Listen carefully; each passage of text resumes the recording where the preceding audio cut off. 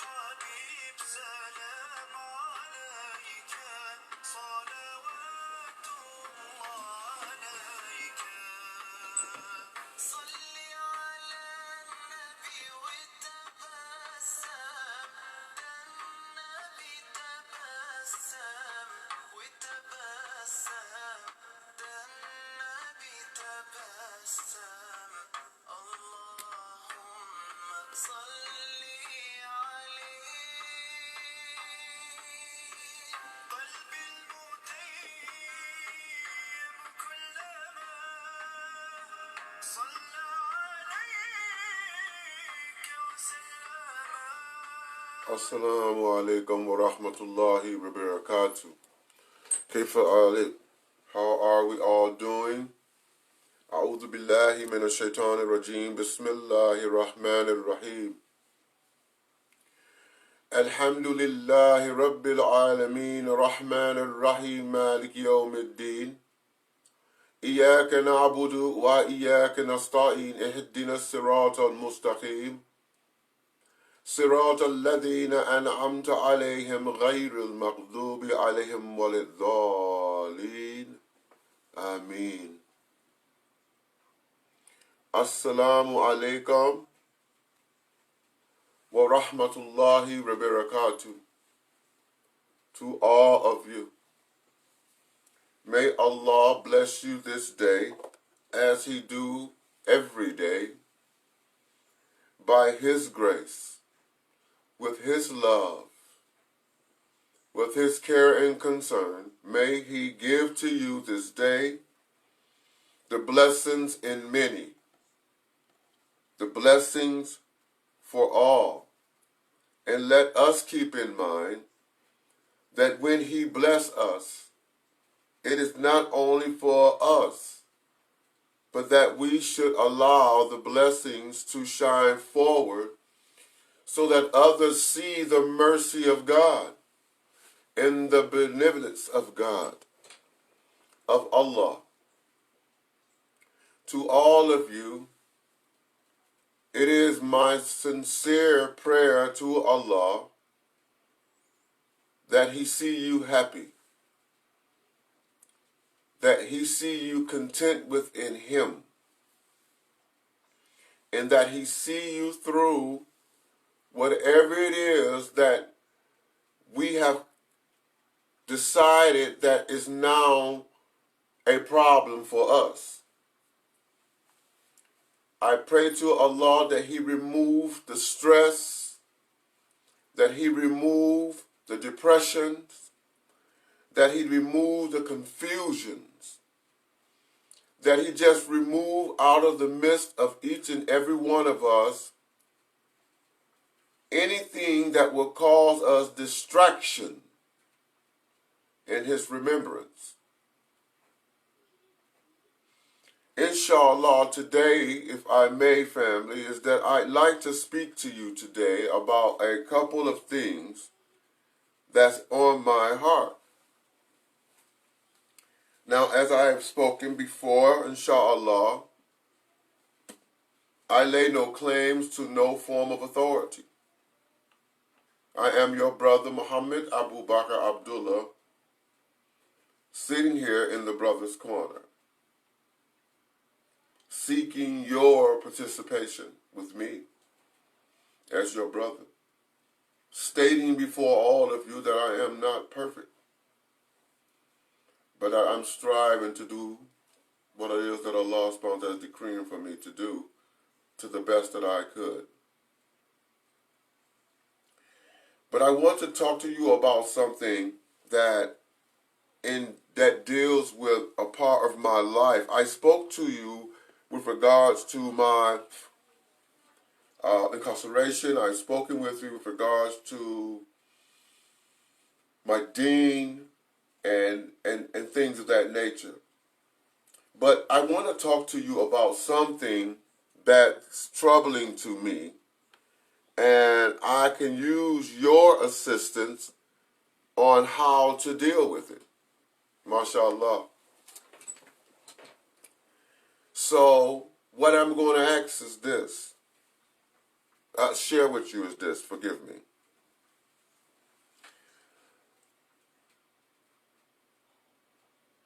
while being inside,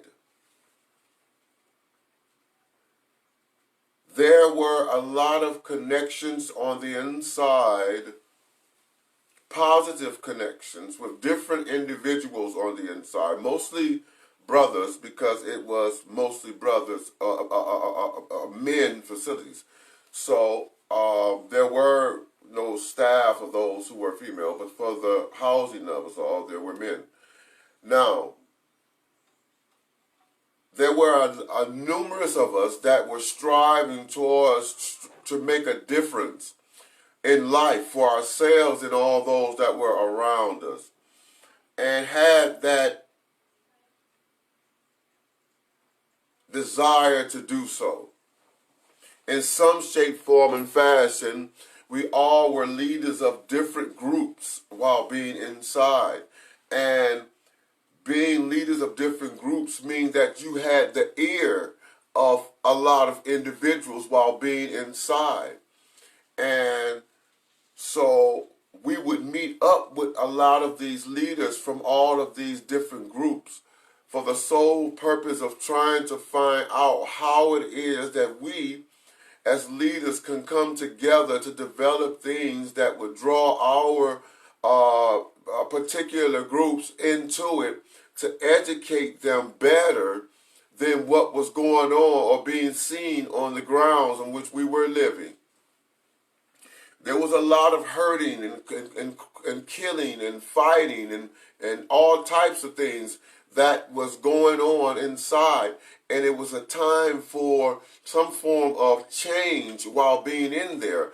And we couldn't rely on the staff to do that. So what we did was, we, Assalamu alaikum, Habiba, inshallah, may Allah protect you all and keep you safe on your journey. Alhamdulillah, yes, mashallah. So, forgive me. So, in doing this, we came together because something had to change. Something had to change. If not, none of us would ever get out. And a lot of us that stand there for something positive never would have gotten out. We probably would have lost our lives in there for standing for what was right, because there was so much negativity that was engulfed around all of us while being in there. So not that there weren't a lot of people before our time that were striving towards moving the mindset of the multitude more towards understanding oneself and understanding that the most important thing was to re-educate ourselves and get out. So,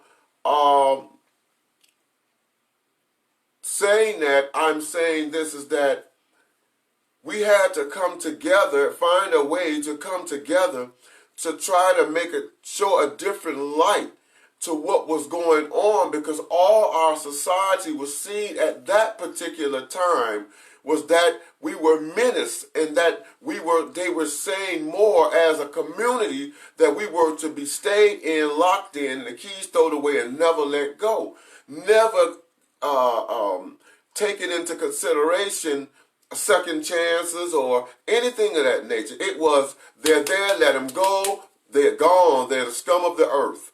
And so inside, we had to create a way to show that we are doing better than what they thought that we were doing, or what was being put on front as to what we were doing inside. And so there was an organization that we was a part of inside, that was a particular one that we all would go to. And that particular organization at that particular time was called the National Lifers of America. And we could accredit that right now. I would accredit that to a brother named James Hill, who I know about it, okay? So, and I learned more about the National Lifers of America Association through. And I think a whole lot of other brothers would agree to that. But anyhow, this was an organization that was inside, that was moving towards dealing with individuals who were doing lengthy times, or even those who were doing small times. But it was a legal minded body of brothers who would help individuals out with their cases, or they were fighting for bigger things and bigger rights that for the men in prisons or in the prison systems, or they helped us with a lot of stuff in there. And so as things begin to progress, we needed to find a way to not only begin to gain focus on one's freedom, but we had to find a way to gain focus on how an individual how they think. Because we can get to a person to enter back into society, but if we put them back out there thinking the way that they were thinking when they came out, then that we just not serve the purpose. So the purpose of it all was to get them, how could we now set up programs to now get the young men or the older men in prisons to reevaluate the way that they were thinking, so that when the National Lifers of America were able to help them, if possible, to be released back into society, they don't release the same mindset that came in, but they give them a better way of thinking, so when they go out, they become a better way for us inside of the prison systems. So we began to come together in up under the organization called the National Lifers of America in the prison systems here in Michigan. And so what happened was that we began to try to develop different classes for a lot of the men in prisons, along with the fact of trying to get them better to understand their cases and the laws of the land, to try to get their release, or to try to see if there are any violations upon them. But we wanted to get them to understand the mindset that placed them in the situation that they were in order for these laws to be placed upon them, and then find themselves where they are. That's what we was trying to do. And so we began to develop different programs, substance abuse programs, and things as quick thinking programs, and things of that nature in the Department of Corrections. And so what ended up happening is that James Hill, the brother that introduced me and a lot of us into the National Libraries of America, also knew of another entity that could be very powerful with regards to us in our development inside and what we were trying to do for the men inside. So he connected us to a gentleman whom by the name is Tom Adams, and he connected us to a young lady who was with Tom Adams named Jessica Taylor, and they came with the idea of a program that will be called Chance for Life, right? Chance for Life. And so what we were doing plus what they had brought matched together. It was exactly a perfect match for what we were trying to do for the men in prison. And so they came in and began to facilitate to us, first and foremost, conflict resolution. Because remember, all of us that were in there were 24 of us guys. All of us in there belonged to a different group. We led a different group in there, not small groups. We led large groups in there. So we brought all those heads together, because if we can get all us on point, and then those who are with us begin to see and want to do what we're doing, then we can follow them in that path. But we had to prove to them that this thing works.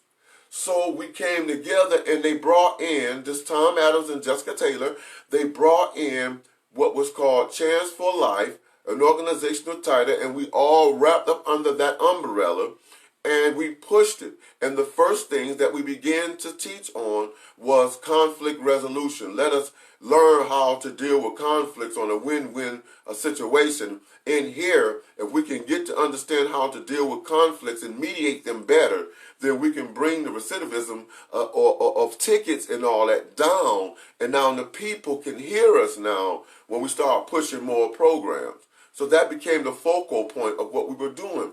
But in doing that, we started to develop more programs, critical thinking programs, and substance abuse programs, programs that deal with men concerned with youth, family, and friend programs. We started to do just a lot of programs. We began communication programs. We began talking about proper dressing, proper dresser code, about how to present yourselves, and always know that you're on an interview. the integrity of yourself, what it means to be you, and why you do the things that you do, how to think, how to take back the powers of yourself, of your own rings, not to give it away, but to take them back and live in accordance to them, how to be men and broad-shouldered with what you do and straightforward. So these programs became very, very positive in prison, and these programs were facilitated by many men in the Department of Corrections. So a lot of the men today are out of the Department of Corrections, but yet they're doing fabulous things. I'm telling you, family, they're doing fabulous things. Some of them own their own clothing lines. Some of them have organizations that are geared towards the same things that we were in for, as far as mentoring and helping out those who are coming out of the prison system. They're working with mayors. They're working with governors. They're working with other organizations. The Chance for Life body in itself, Tom Adams and Jessica Taylor are out. They're working in government official positions and doing the things that they're doing. But the men have come out and taken the knowledge of Chance for Life that was given to them and facilitated to them to put us in the status that we are, and they're using it to better the communities that they live in and abroad. And we're still in contact. But this is the thing about that.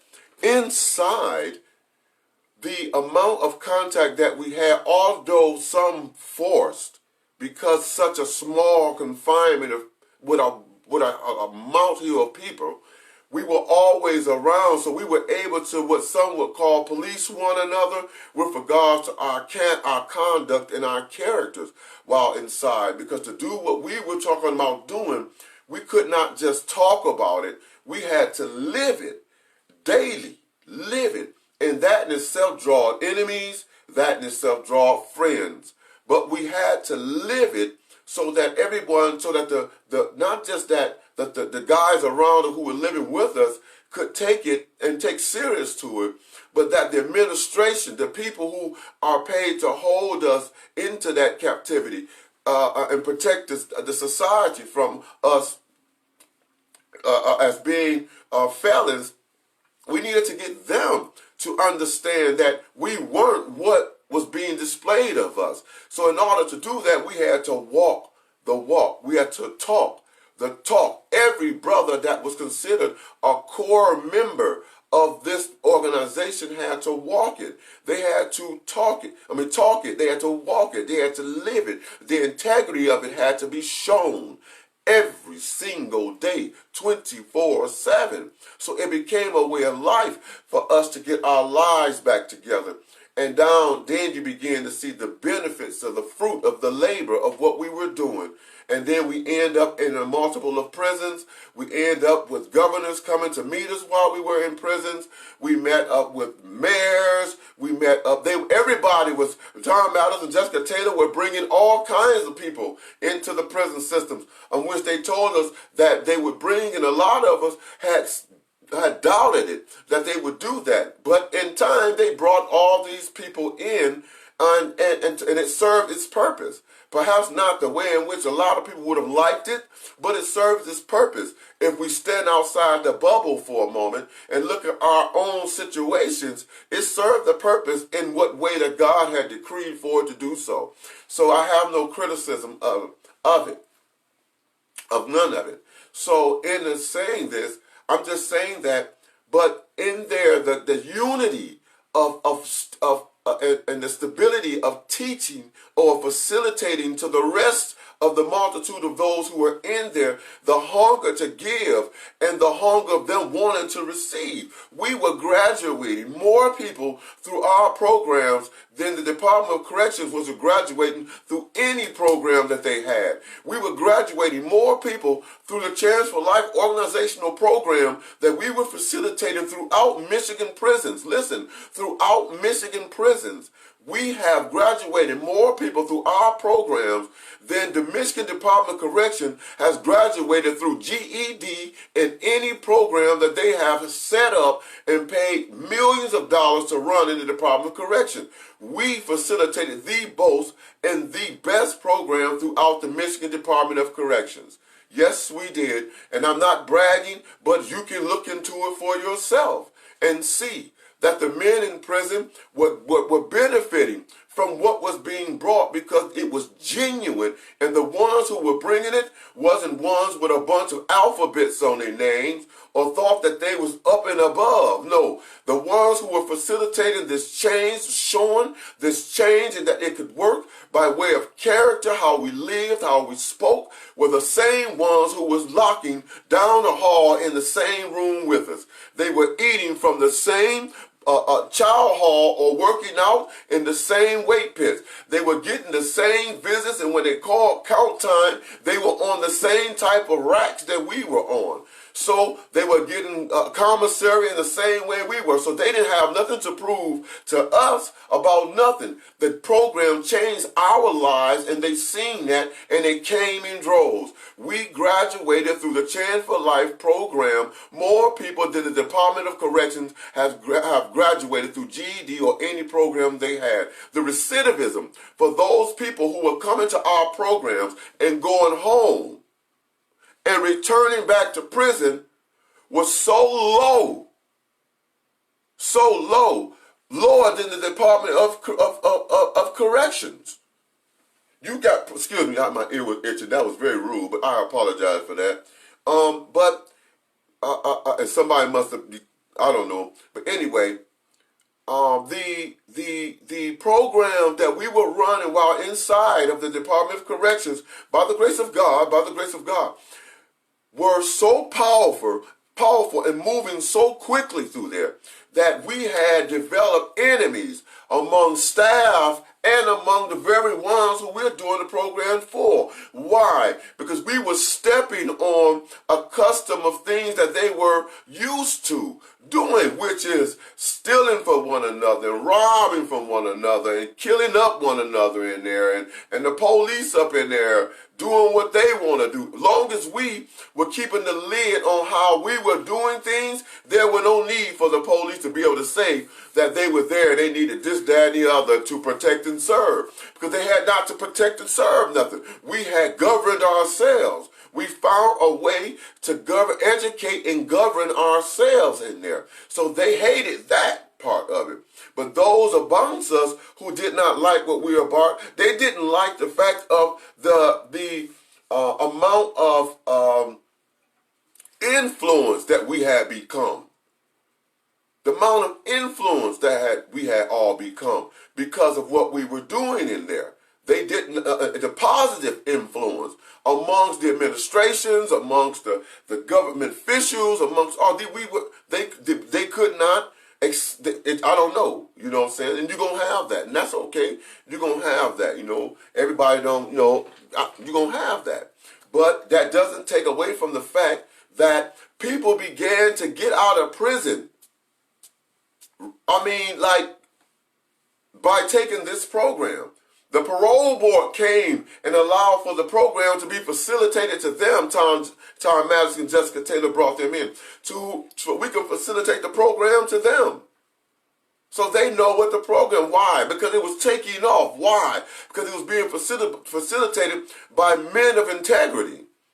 You know what I'm saying? By men of integrity. Our only sole purpose for facilitating the program was to show that there was a way out. And we only just stop for a moment, educate ourselves as to why we think the way that we think, change our ways of act, change our way of thinking, stand upon the character of men that we were and we are in the integrity of that, and we can go home and live lives. I'm home today. By the grace of God, I'm home. But I thank God for allowing the decree of the information that was given to me by all these brothers in the Department of Corrections. I can't stress that enough.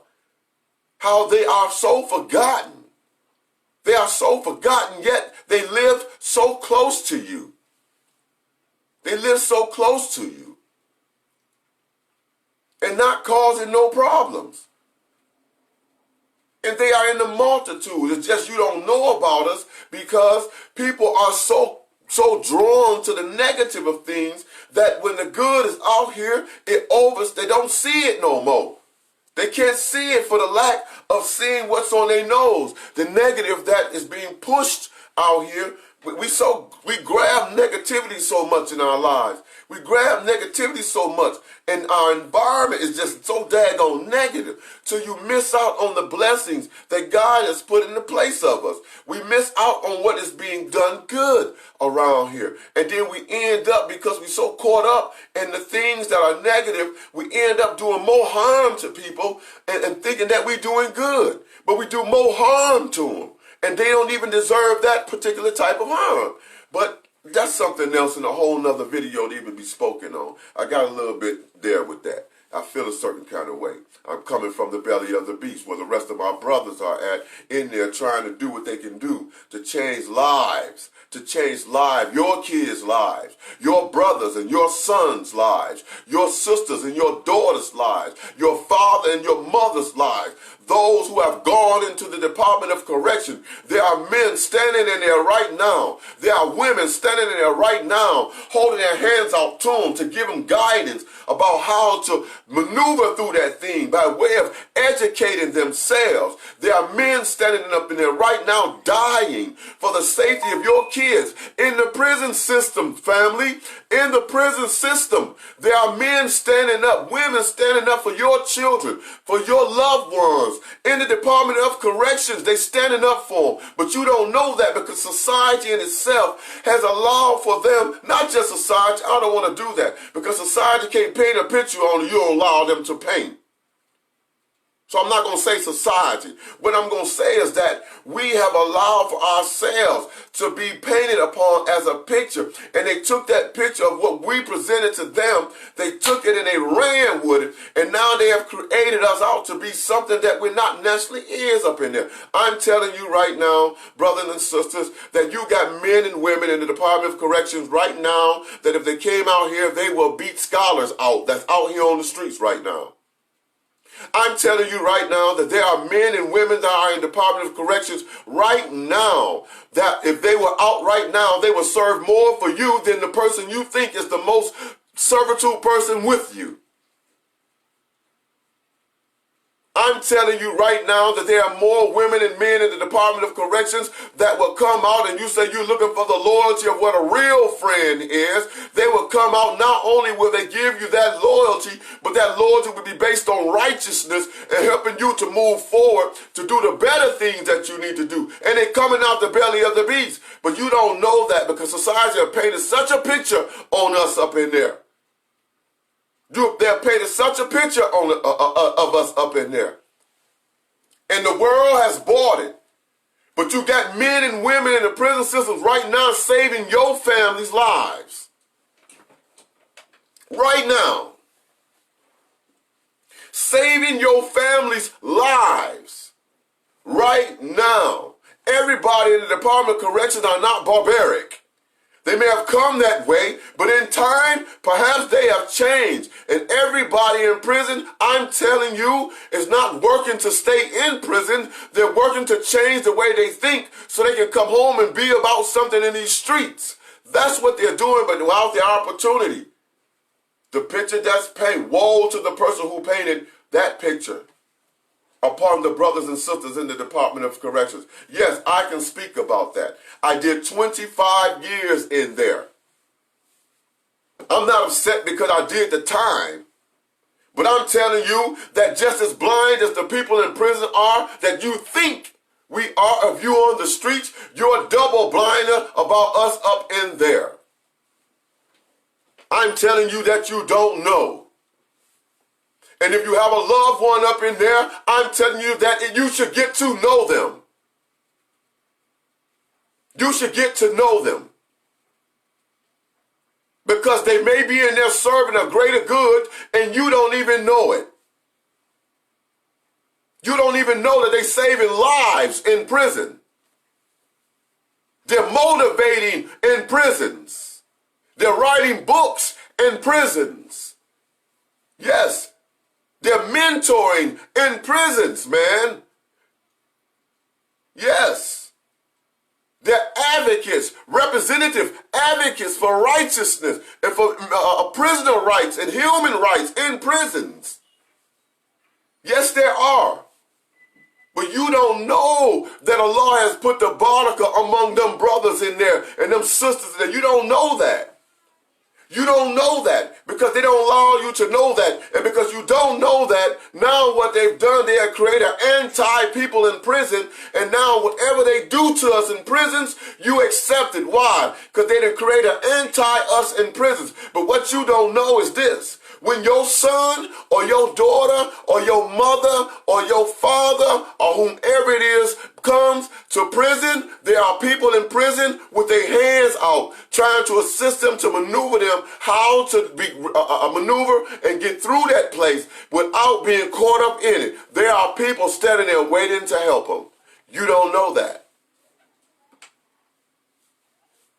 You don't know that. And if a person tell you that they went into prison and they didn't assist or grab onto any of that assistance, then they're lying.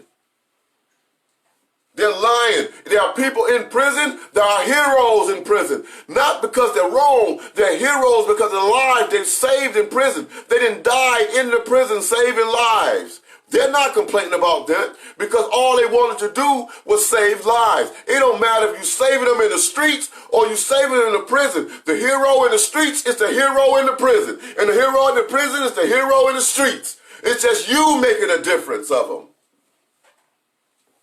You make a difference of us. You make a difference of us. But you don't know that there are men and women in these prisons in here. They're doing the exact same thing as the men and women on these streets that you praise every day for what they do. How do you think that the prisons are doing as they do? If it was so barbaric up in there, why aren't the National Guards? Why aren't there more negativity going on? Why aren't there? Why aren't there guns being allowed carried or pepper spray? They don't even got a billy club if it's so daggone bad in there. You know why it's not bad like that in there? Because it's brothers like myself that's in there that took that stands for something. They're grabbing your loved ones by the hand. They refuse to go with the crowds. They standing there saying, wait a minute, you in here now. Don't keep doing what you was doing to get in here. Take your power back and get involved in your head. Start educating yourself as to why you here. Educate yourself about the laws that want you here. Educate yourself as to why you deal with the people you deal with. Come on, go with us, brother. Come on, go with us, sister, and let us show you some things that can help you get your life right so you can go home and be productive in the streets. There are brothers in the prisons right now doing that for your loved ones, and you don't know. And they're dying. They don't get a hoorah. They get the hoorah from the brothers in the prison because we know. But you on the streets don't know. It's just another dead prisoner. But you don't know. That prisoner saved your loved one life. There are men in prison keeping marriages together, man, on the streets. There are men in prison, women in prisons. They're counseling people from the streets, men and women on the streets, keeping their marriages together, keeping their families together. But you don't know that because your nose is turned up to us. You don't know that. But soon as you find yourself in a situation where you gotta know, now you're looking for it. Life done changed. It should have changed in the get-go. Judge not and be judged. SubhanAllah, forgive me for my. There are brothers out here that did this, that was in there. I'm telling you. Don't forget the brothers and sisters that are incarcerated. Nowhere. Because I'm telling you that who they were 20 years, 15 years, 5 years, 25 years, 40 years, 62 years, who they were then is not who they are now. It's who you think they are, because that's all you knew of them. But today I'm telling you, if you do one day in there, that's a change of life. And if you do 100 years in there, that's a change of life. There's change in that. You don't know that. You don't know that that dollar bill is now Abdullah. You don't know that. You still see him as dollar bill. You don't know that that Shay was was Shay then is now what, Yasmin or sister whatever. You don't know that now. You don't know that. You still seeing us in who and back then. But we're telling you, open up your eyes. Open up your eyes. Don't nobody go through that lifestyle and come out there right. Come out there bad, unless they ain't getting nothing while they were there, and you got a lot of those in there too.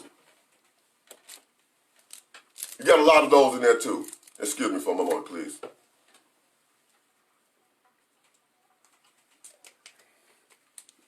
You have a lot of those in there too. So we have to get back, because this is just a passionate thing about mine. It's a passionate thing. But to get back to what I was trying to say, beloveds, is this. In there, we put, by the grace of God, everything we had into the program.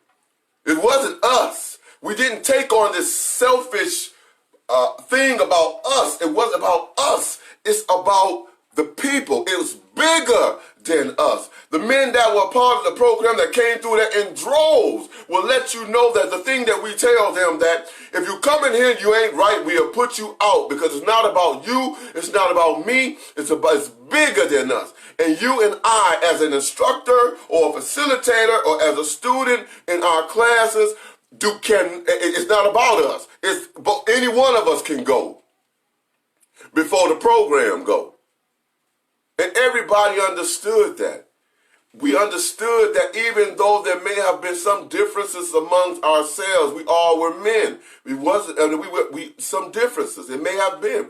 But through our studies, through our understanding the differences and how to agree to disagree, through our understanding how becoming persons of influence, through them understanding, we were able to deal with our matters in ways that would not cause negativity or the hatred between one of them. Now, you may go some places, no places is perfect, and some things were done, might have been done, and people may have felt things were done that wasn't what they wanted done or what they would have done. All understand, you ain't gonna please everybody. You're not gonna do that. But stay to the core values of things. Don't switch it up. We stayed on paint. We stayed on line with what we were doing. We didn't tote other lines. We stayed here. So anything came, this is who we are. We can defend this. We can't defend all that other garbage. We can defend that we stand upon our integrity with moving forward what we have, and what we have is the best thing for you right now. Come be a part of. And the brothers came in droves. Being there was so beautiful with regards to the unity and the education and being able to give back to those who were hungry, who were thrown away, that were just like you. Just like you, man. No family, no nothing. Just like you. You know what I'm saying? So, time come, and by the grace of God and the works put in, we all began to leave the prison systems, come into the streets with everybody else, and try to continue to do what we do from there to make way so that the larger community gets to feel and see what we're talking about, gets to feel and see what we're experiencing, gets to see it from a different perspective than someone sucking up to you or patting on your back or a yes man or a no man. We ain't gonna give you that. We ain't cut from that bread. We gonna tell you what it is. And you deal with that. And we gonna deal with it and try to deal with it in a polite manner. But sometimes truth ain't polite. You know what I'm saying? So that's how we bred it. But then this is the thing. This is something that's the crushing part. I wanted to give you that history. Because now, I'm talking deputy wardens, I'm talking big people. Big people. We done sat in the presence and shook hands and ate meals and everything with all them years. Okay? We built a bond. It was like a family. Even though we had those that didn't like us, we built a bond, and there a family bond between us as facilitators, those who we were facilitating our program to, which is those who live there with us, and the administration who come there for their 8 hours. We all began to build in there because things started to happen. We took the ratio of bad incidents, and we brought them down from where they were having tickets or incidents that were ranging at probably 60 or 70%. It come down now to like 30 or 20 something percent based on what we were doing in the Department of Corrections with regards to facilitate our program. Not no program that was government put in there. This is an independent program we was running up in there with that was helped to be created by guys in there, by minds in there. This program, just think about it. And you brothers that's on, you know what I'm talking about. You were there. You were there with me. You know what I'm talking about. These brothers are out and doing magnificent things. You don't know that. These brothers still helping lives. You don't know that. You don't know that the man standing on the side or in the picture front or in the shot with the governor or with the mayor is actually an ex-convict that was in there saving your children's lives and went through the program and got out, and now he's still doing it in the capacity in which he's doing it in. You don't even know that. You saying lock them up, throw away the key. But they the same people, I'm telling you, these are the same people that you called upon. Some of them right now is working in the government's office. They're the ones that's working in the government office right now. Helping to provide for you and your family out here as we were doing in the prisons. But you don't know that. You don't know that because you got caught up in the Kool-Aid of how you take and you create an anti-us, and now you done fell into the anti-us, and anything they say about us in the Department of Corrections, you believe it. So when they come up in there and they poison us, or they come in and they kill us, or they come up in there and they just do what they want to do and take everything and have you living unhumane, or when they come up there and sit you in a segregation for months without being able to shower, or you sitting up in there and you getting beat by police, and all these things. When stuff like that go on, you can't say to nobody because you bought into the stereotype that they put out there that we were menace to societies, and whatever it is that we do is justified on the means that we're there, and you don't understand the circumstances that got us there, nor the circumstances that why we're in there. You already took a different stance with, you don't even know. How many of you got somebody, be truthful with yourself, how many of you got somebody in prison in your family? If they're not in prison, they're in county jail, or they done been there, how many of you? If they're truthful, ask them how did they make it in there? Because if you wasn't, how did they make it? You couldn't do nothing but send some money. You couldn't do nothing but send some money, some moral support on a visit, raise your phone bill high. They was getting their mentorship from in there. We were doing that in there. In there. We were giving them that mentorship, trying to get them to understand what it means to be men, trying to get them out of the concept of romancing with the past, understanding the future, understanding their purpose in life, understanding their purpose in their families, understanding their purpose in their children's lives, understanding their purpose in your women's lives. We were the ones doing it. You didn't know that. You didn't know that. You know why?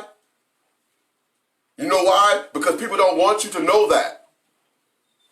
Create the anti-us, monstersize us in the prison systems. They're monsters. But they're the same ones when they snatched your baby up and took him through that process. When he came through the bubble, Brother Abdullah, or Brother James X, or Brother Thomas Bay, or a Christian James, or whoever was standing there waiting for your loved one to come in so they didn't go in the back and get caught up in the belly of the beast and you never see him again, him or her again. There's some people, there's a wall there. So if they turn out bad, it's because they chose it. They give a choice. They got a choice. When they come in, you get a choice. You get to understand what is presented before you. Yes. You get a chance to understand what is presented before you, the things that you can do. And then once you start on your journey of your choice leads you into the area that you're going to be. So if they're in there and they're going south, that's the choice they made to go south. Because a lot of things you can get into in there to keep you away from it. You ain't got the romance and keep being in there doing wrong. Choices. That's what's going on. That's what's going on. But then we're all home doing what we do. Doing what we do. But guess what? We hardly hear from one another. All us brothers slept in the same units. Stayed up most days and nights, working on same projects. Stayed in classrooms 24/7, trying to facilitate to some people what we believe was a need for all of us right then, and it wasn't about one person. Deputy wardens and wardens, all y'all bought into the process. Y'all drank the Kool-Aid and we was up in there doing what we was doing, saving lives. That's what we were doing, saving lives up in there. All of us was saving lives in them prison systems. And we come out here and we don't do as much as a wave, a hi, or how you're doing. What got us our freedom as a unit, what got us our freedom as a unity, we got out here and separated. And separated. And separated. Not to say it's not a good thing because you're doing what you're doing, but the unity started with us together, being for one another. That's what we were supposed to bring to these streets. The same thing we were doing inside, we supposed to came to the streets doing them, brothers, sisters. There's nothing wrong with you doing what you're doing to succeed for you and your family. But neither of us should be finding ourselves in situations where we have no one to be talking to, no one to look at as a way of moving forward. None of us should be feeling like we're in this all by ourselves because we know what the program is. We know what we're supposed to do to maintain the unification of one another. We know that. But we came out here and drunk the Kool-Aid of out here, and now we doing the same thing the people doing out here that's not succeeding. We beating our heads against the wall for every nut and crown we get. Why? Because we're not unified. We were unified in there. Think about the things we got to do. Think about the influences that we had generated while being in there as a unified body. Think about that. If you can do it in there, think about what we brought to back out here with us. If we did that same thing here, where would we be? Where would the world be? Where would our youth be? Where would our communities be? We don't even call on each other to come and assist us in our own programs that we're doing. And we know the same knowledge that got us to where we are, you have that same knowledge. What happened? Let's just keep it real with us all. What happened? We come out and do to the brothers in prisons the same thing the people out here was doing. Yeah. We come out here with that self mentality, that me, myself, and I, or us. And, we come out here with that mentality. We didn't come out here with that mentality. We come out here and develop that mentality. Because in there, it was all about what kept the family together to move and thrive together as a family. Man, I need you as much as you need me, whether you want to accept it or not. Whether you want to accept it or not.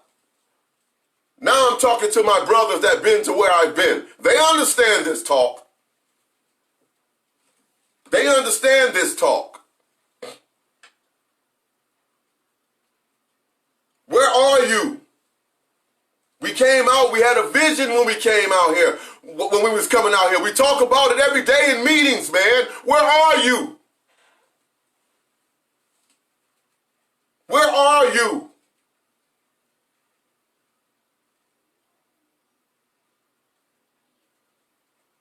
Where are you? What happened to the core? Whether it's for this organization or for that, what happened to the core? Regardless of the name of an organization, we worked as a core, as one body. We worked and we were successful in what we did as a core in one body. We know what comes out of that. We've been through it for years doing it. How do you take the brilliant mind of ones to create and build for themselves and for others and come out here and find themselves in different situations? Why? The unification is not there. Something has came into the midst of the core and has caused friction in the midst of the core, and we need to figure out what it is and why it's there.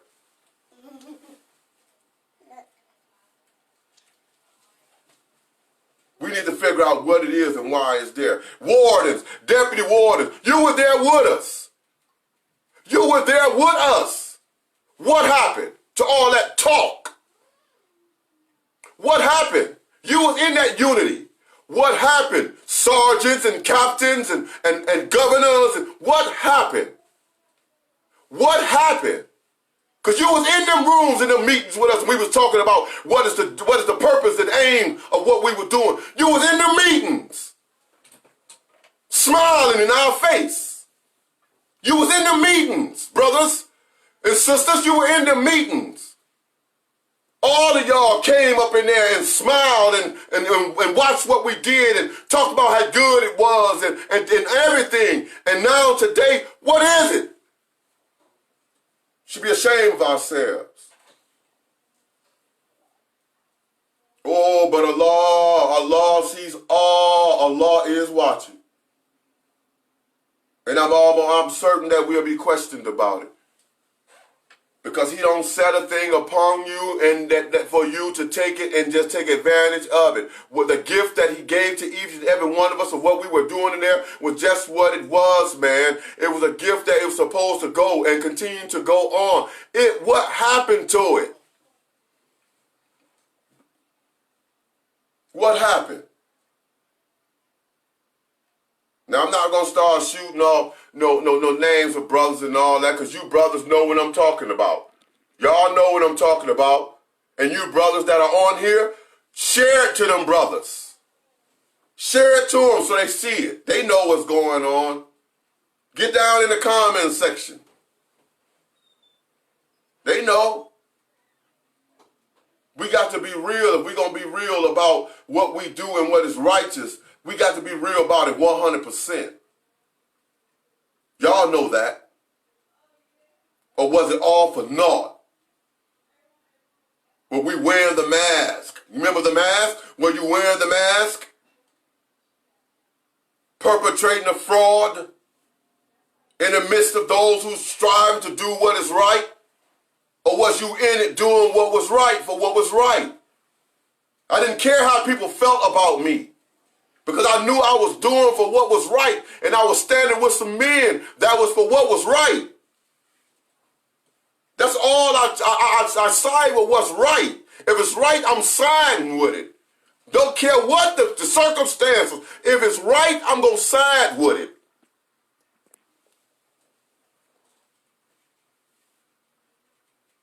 Now, to all of us as a collective body, we can't forget them brothers and sisters that's incarcerated. For whatever reasons they in there. We cannot just leave them in there like that. We cannot just allow people to do what they want to do to them like that.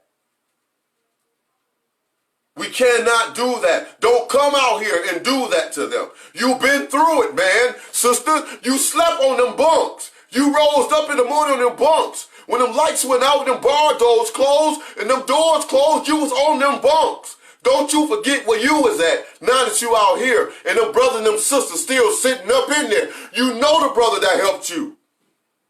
You done sat with the brothers that done helped you. You know what they're doing and that's right. You know the years they've been doing what is right. And we come out here and forget that they're doing what was right. We don't even try to connect with one another to maintain what is right. We into that Arabic term, Khairul min, I'm better than. The only person say Khairul min is Satan. I'm better than that person. No, we're not better than, man. We're one body. We're one body. And we got a work to do. What happened to the work? What happened to the love? Because them brothers and sisters in behind them bars need us. We seen that when we was in there, man. They was coming in droves. Y'all know that. There was no program that outdid the program we were doing. I don't give a care all that other stuff. There's no program in there doing what we were doing. And right now, they ain't getting that. So have we failed or have our program failed? Excuse me. If our program failed, then we failed. Because I'm hearing all kind of stuff going on now up in there. And as for you, ain't never been up in there, that done drunk the Kool-Aid of those who say that you shouldn't pay attention to what's going on in there, shame on you. Because in the same, you could have been there instead of me. The only thing that keeps you from being there and me from being there is God. Because you can be there just like I was. Just like every other millionth of a millionth man was. And all y'all that was running them prison systems, that was in them daggone meetings with us, sitting there smiling and grinning in our face like y'all was down for the movement of doing what's better, uplifting humankind, doing what we need to do for our youth. All of y'all sitting up in there with them titles. Yeah, I can speak my mind now. Where are you? Where are you now? All that talk, all the prestige y'all got off our backs for the work we was putting up in that slave camp. Now you done benefited. Now you're doing your own thing now. Yeah.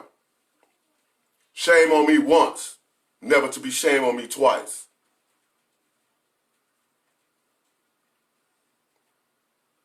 So again,